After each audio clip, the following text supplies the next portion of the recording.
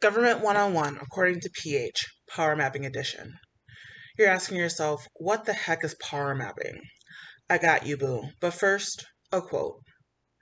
When I dare to be powerful, to use my strength in the service of my vision, then it becomes less and less important whether I'm afraid.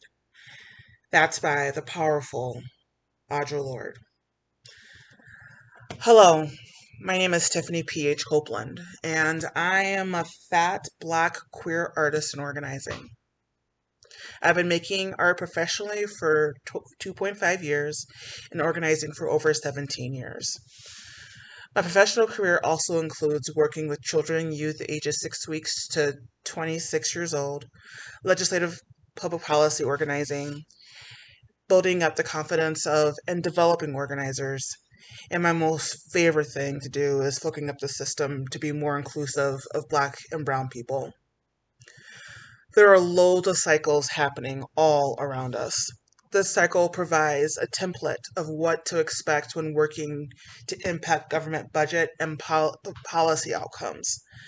Let's start with issue organizing, which feeds into legislative session that typically runs from January to May, and then for a bonding year, it's February to May. After that, it's election organizing, and that feeds right back into issue organizing. It's this cyclical thing that we are living under, and we sometimes don't even see it.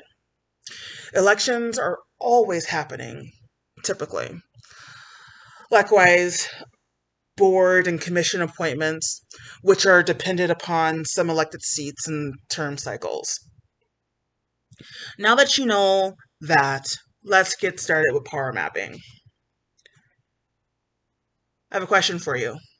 Who do you know? This is the beginning outline of a power map. It can be considered your little book of information. When beginning to issue organize, we must start with us as individuals. You. Yes, you. Not your mama, not your siblings, not your baby.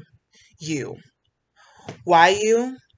Because you can only control yourself, and you have a ton of knowledge about your community, more than you expect.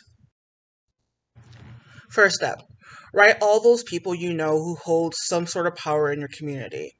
Think about the elected and appointed officials, faith leaders, childcare providers, nonprofit leaders. There's even space for you to write down those who don't fit underneath any of the sectors just listed, like the grandma down the street that knows everyone's name, or the spot where everyone hangs out following children's performances. The second step, overlap your response with others you're working with. This will strengthen the course of actions you take towards your issue organizing goal. Remember, start somewhere, take breaks, revisit later, be creative, let it flow. There are no wrong answers here. Once part 1 and 2 are completed, move to the third part, which involves cross-analysis of context with political and social climates. If you get this far and want to go deeper, check out the Minnesota Compass Compact link listed below. When we're organizing, it's easy to get off track of the issue goal. Wanted to get these questions in front of your eyes as a pulse checker. Thinking larger than your organizing goal, how does the issue you're working on support a just and healthy society? What kind of value systems would be at the foundation, not only as a society, but within your organizing community? What kind of structures need to be in place which shows your values? What can you see with your eyes, feel with your gut, that tells you you're on point with your organizing goal? It's easy to get off track, and yet also we don't want to be rigid in our attempt to impact change. When in doubt, come back to your goal and come back to these questions. Here's a helpful reminder when trying to figure out which part of government your issue targets. because sometimes there are more than one component. Think of our government structure as a tiered wedding cake.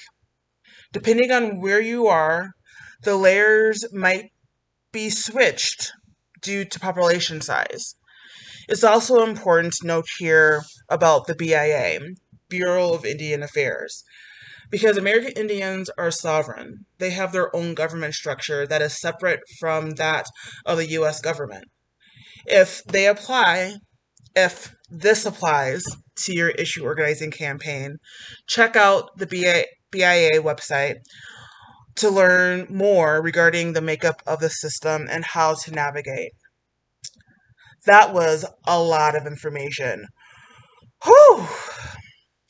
Let's take a breath. Breathe in and out.